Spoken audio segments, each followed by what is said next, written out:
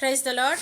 ఈరోజు నీకోసం దేవుడి మాట 1 రాజుల గ్రంథము 17వ అధ్యాయము 6వ వచనం. అక్కడ కాకోలములు ఉదయమందు రొట్టెలను మాంసమును అస్తమందు రొట్టెలను మాంసము అతడి వద్దకు తీసుకొని వచ్చుచుండెను. అతడు ఆ వాగు నీరు త్రాగుచూ వచ్చెను.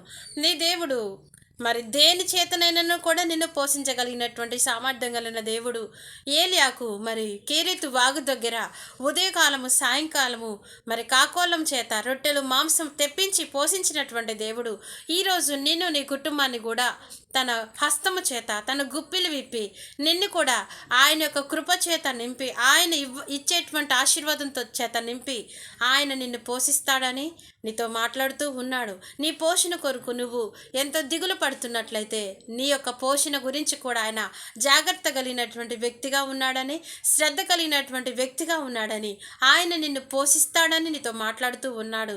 నీవేమి మరి కలతతో ఉండాల్సిన పని లేదు, నీవు దిగులుతో ఉండాల్సిన పని లేదు.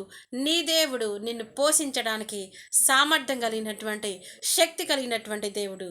May God bless you.